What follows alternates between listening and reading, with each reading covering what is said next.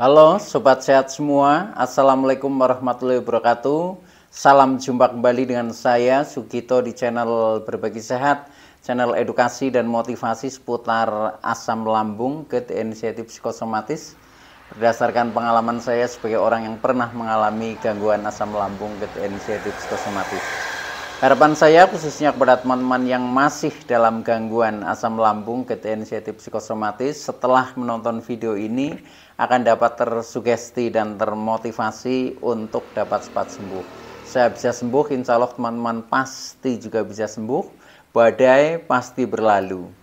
Baiklah teman-teman, pada kesempatan kali ini saya akan berbagi seputar asam lambung, GERD, inisiatif psikosomatis ya, dengan topik perut panas, dada berat, dan kepala pusing-pusing serta pembahasannya. Baiklah teman-teman ya, sebelum saya lanjutkan, tolong yang belum subscribe channel ini ya, klik subscribe dan loncengnya supaya teman-teman tidak ketinggalan konten video-video berikutnya. Dan jika suka, klik like, selalu bagikan ke sosial media teman-teman. Semoga bermanfaat buat kita semua. Baik, kita lanjutkan. Jadi topik kita kali ini adalah sensasi GERD ya.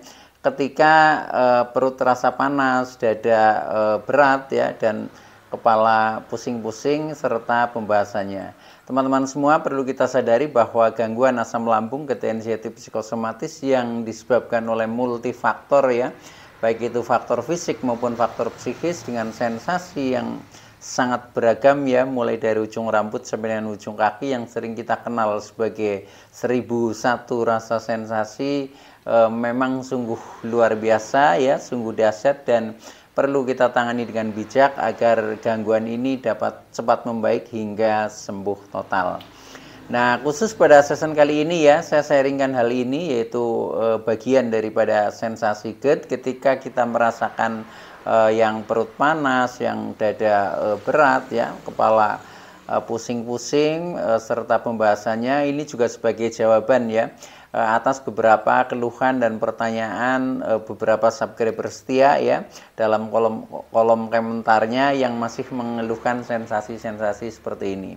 Nah, mudah-mudahan dengan sharing ini ya bisa membantu memotivasi teman-teman serta mengedukasi sehingga kita menjadi mudah untuk berikhtiar secara holistik keluar dari jeratan gangguan ini dan akhirnya menjadi cepat membaik atau cepat sembuh, bahkan sembuh total.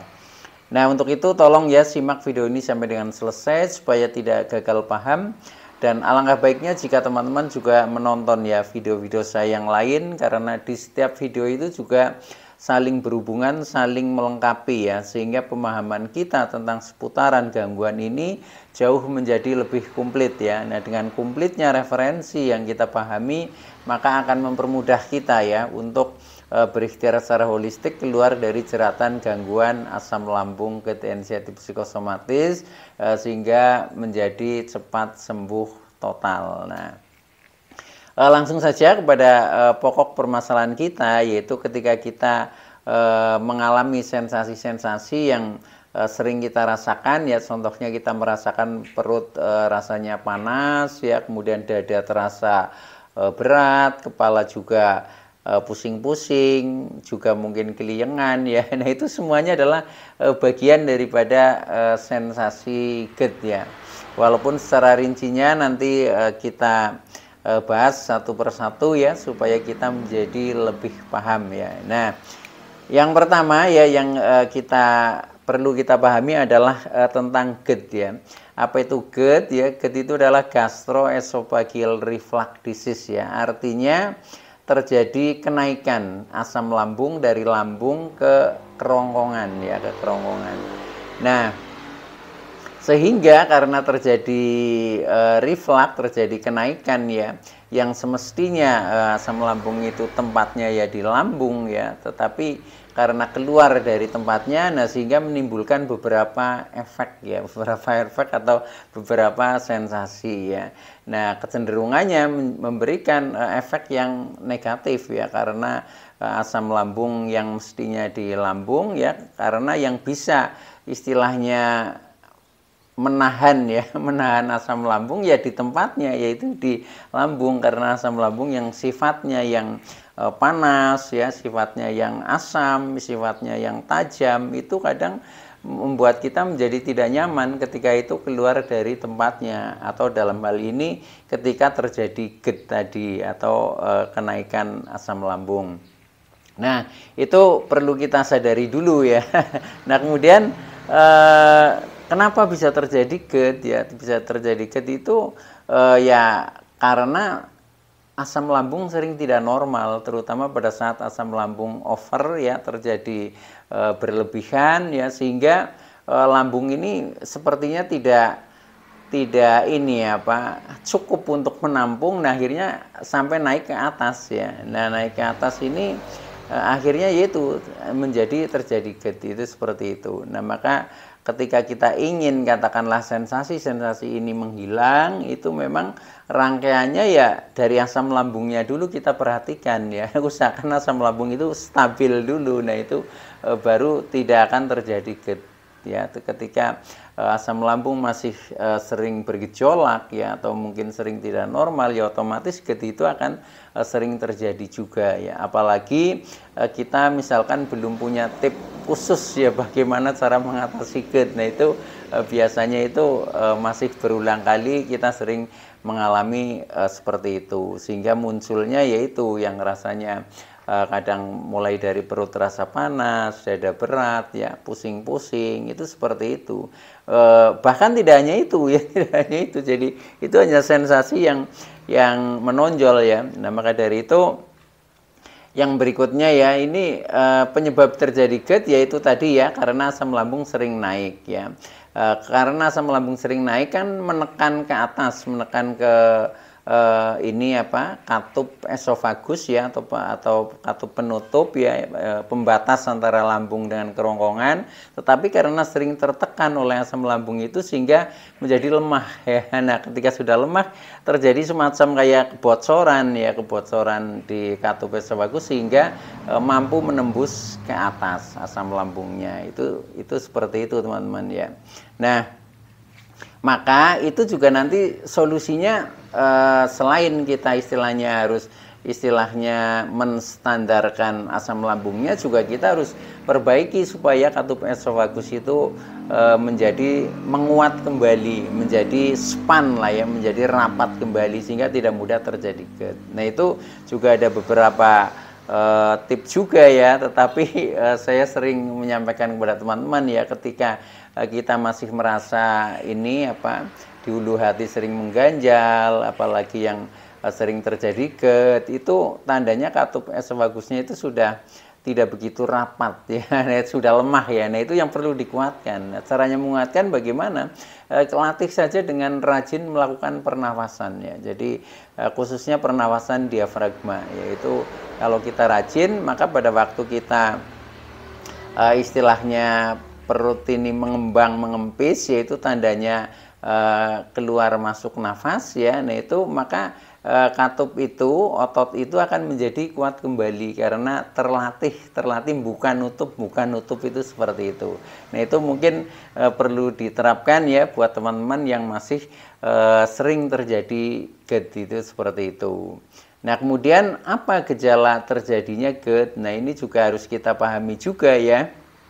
Walaupun mungkin secara umum kita juga sudah paham ya. Jadi ketika sedang terjadi GERD atau kenaikan asam lambung ke kerongkongan ini ya, yang di seputar dada ya, itu biasanya dada terasa panas ya, terasa panas, terasa nyeri, kadang berdebar-debar, kemudian seperti ada sakit yang berpindah-pindah. Dan secara umum ini dada menjadi rasanya berat ya, rasanya berat, dan akhirnya nafas juga menjadi pendek ya, jadi ngap lah seperti itu. Kadang mudah ngos-ngosan, termasuk itu juga efek daripada GERD itu teman-teman ya. Nah, itu untuk gejala secara umumnya ya. Jadi secara umum memang rasanya panas seperti terbakar, karena sebenarnya itu pengaruh dari sifat asam lambung yang memang sifatnya panas ya. Jadi maka seperti itu, termasuk perut kita juga rasanya panas ketika memang asam lambung itu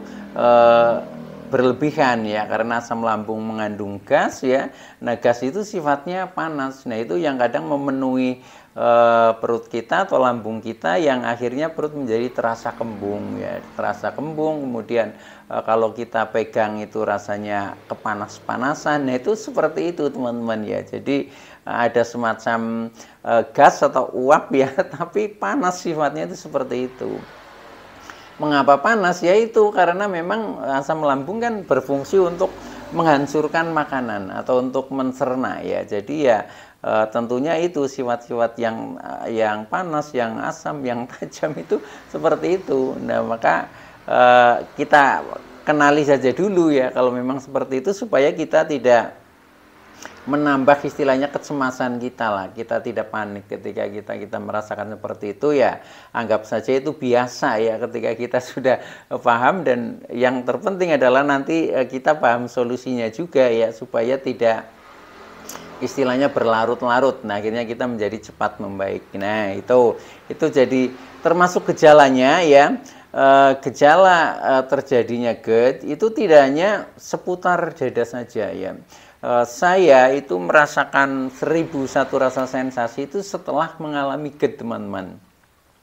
Jadi ternyata walaupun GERD itu terjadinya di seputar dada, yaitu di kerongkongannya, itu menyebar ke beberapa sensasi ya. Contohnya kita menjadi merasakan keliengan, pusing-pusing, mata buram, telinga berdenging, mulut asam. Nah, itu juga efek daripada GERD ya. Belum badan yang pegel-pegel ya, pada sakit, seperti meriang ya, seperti flu tetapi tidak flu. Nah, itu juga efek dari itu. Nah, ketika sudah seperti itu, kemudian membuat perasaan kita menjadi cemas ya, menjadi takut ya, jangan-jangan terkena penyakit ini, penyakit itu, jangan-jangan tidak sembuh, jangan-jangan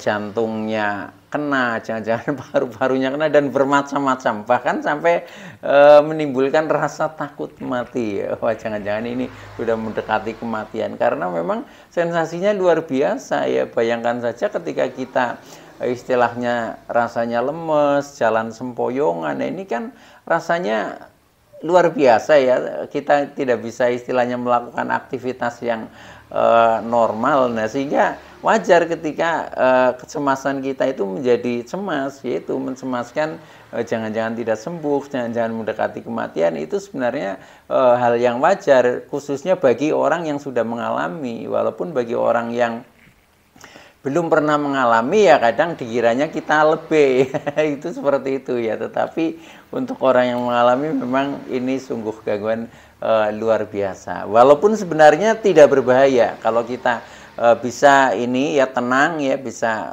mengatasi, bisa istilahnya berusaha memahami ini, tidak apa-apa. Jadi pada akhirnya kita juga nanti akan sembuh ya, cuma memang butuh proses ya, butuh proses bagaimana kita bisa istilahnya memperbaiki diri lah, memperbaiki diri, entah itu mungkin dari pola makannya, entah itu mungkin dari pola hidupnya, entah itu mungkin dari pola pikirnya, entah itu dari pola perilakunya, entah itu dari pola spiritualnya. Nah, semuanya itu berpadu ya, berpadu. Nah, akhirnya menjadi kita itu ketika kita sudah melakukan hal itu, nah nanti akan menjadi membaik, teman-teman ya. Jadi memang betul ketika kita mengatakan bahwa asam lambung, GERD, anxiety, psikosomatis itu sumbernya multifaktor ya, maka solusinya juga multi juga. Nah, itu yang perlu kita pahami ya. Tetapi jangan membuat kita itu menjadi cemas, menjadi panik ya, kemudian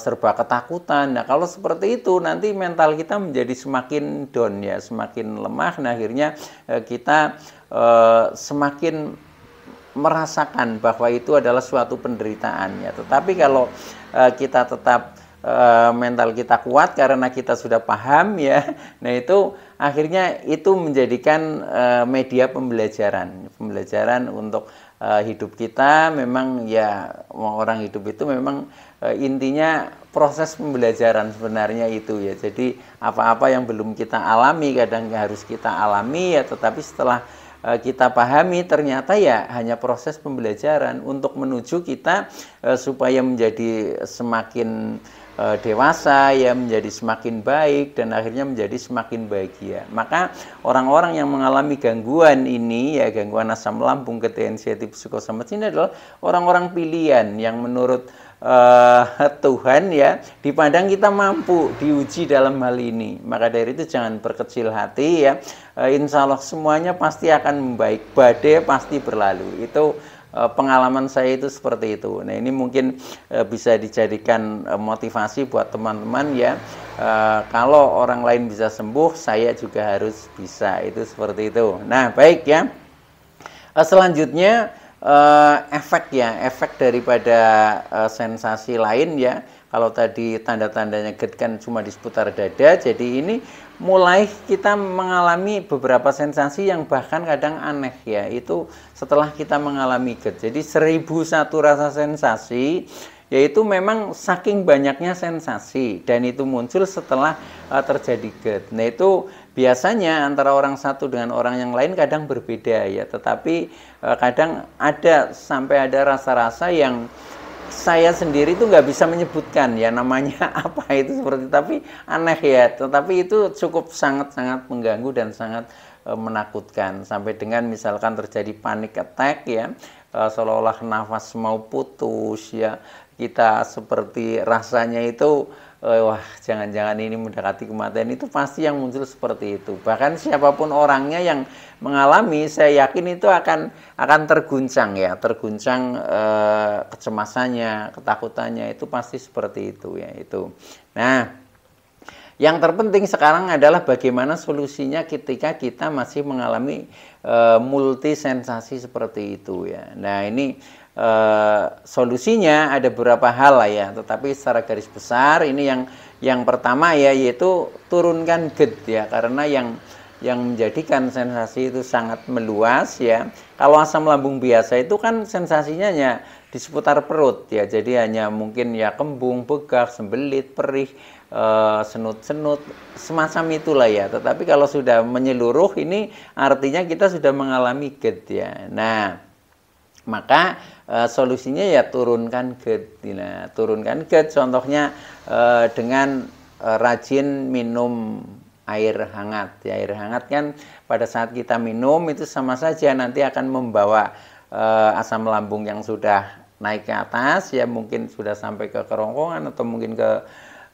mulut ya, nanti akan turun kembali. Nah begitu asam lambung kembali turun lagi ke lambung, artinya kembali ke tempatnya ya, sudah kita lebih nyaman, itu seperti itu. Maka buat orang-orang yang sering masih mengalami sensasi dari GERD ya, yaitu memang solusi pertama harus rajin minum air hangat ya. Kemudian yang kedua ya, kita harus tetap menjaga pola makan juga ya. Mungkin lebih bijaksana kita makan itu dengan porsi kecil ya, tetapi waktu makan boleh ditambah lah, misalkan sehari 4 kali atau 5 kali itu pun nggak masalah ya, tetapi dengan porsi kecil. Nah kemudian pilihan-pilihan makanan usahakan yang lunak-lunak itu supaya dicerna mudah sehingga tidak memicu ya asam lambung menjadi produknya berlebihan. Akhirnya kita tetap nyaman dan akhirnya kita tidak mudah terjadi GERD. Termasuk kita rajin melakukan pernafasan ya, agar katup esofagus menjadi menguat sehingga juga mengurangi terjadinya GERD ya. Itu pokoknya banyak hal teman-teman ya. Bahkan ada sebenarnya di video saya yang lalu ya, yang khusus membahas tentang solusi GERD ya. Itu silahkan bisa ditonton kembali ya, supaya kita semakin banyak referensinya lah, itu seperti itu. Jadi memang kan kemampuan pikiran kita kadang sangat-sangatlah terbatas. Maka ketika kita sering istilahnya sering belajar ya, sering mendengarkan pencerahan-pencerahan, nah itu menambah wawasan kita, dan wawasan itu menjadi modal kita untuk istilahnya berikhtiar secara holistik, itu seperti itu. Akhirnya kita menjadi tahu-tahu sudah sembuh. Itu seperti itu teman-teman. Nah baik ya, itu yang pertama, turunkan GERD ya. Nah kemudian yang kedua yaitu jaga asam lambung tetap normal Nah, jaga asam lambung tetap normal ya memang ini kuncinya, rahasianya kita jaga 5P-nya, ya 5P-nya yaitu menjaga pola makannya, pola hidupnya, pola pikirnya, pola spiritualnya, dan pola perilakunya. Kalau itu baik, insya Allah asam lambung akan menjadi lebih normal karena tidak terpicu oleh hal-hal yang sifatnya negatif itu. Nah, itu yang kedua ya. Kemudian yang ketiga, kuatkan ini katup esofagus tadi ya, supaya tidak mudah terjadi GERD. Kan pembatasnya antara lambung dan kerongkongan ini harus kuat ya. Artinya katup esofagus itu harus lebih kuat kembali. Nah, caranya bagaimana menguatkan? Yaitu salah satu tipnya dengan kita rajin melakukan pernafasan ya, pernafasan diafragma itu seperti itu. Tekniknya bagaimana? Nah, tekniknya ya biasa teman-teman. Jadi kita menghirup udara ya. Contohnya pakai hidung 4 hitungan ya, hitung aja. Tuh 2 3 4, tahan sebentar. Sekuatnya artinya ya itu ya biasanya sekitar 2 hitungan, tahan baru keluarkan boleh pakai mulut, boleh pakai hidung, tetapi untuk latihan itu lebih terasa pakai mulut mengeluarkannya. Kalau saya seperti itu dulu di awal-awal, saya kalau mengeluarkannya pakai hidung itu powernya kurang kuat sehingga perut belum sampai mengempis ya. Tapi ketika kita keluarkan pakai mulut ini akan lebih mudah. Bayangkan kita sedang meniup. Nah, kita keluarkan sampai habis. Gitu, seperti itu diulang-ulang terus ya. Nanti akhirnya efeknya ini katup esofagus akan menguat, akhirnya tidak mudah terjadi GERD. Nah, itu contohnya itu. Kemudian atasi pemicu-pemicu yang lain ya, pemicu yang lain contohnya misalkan dari segi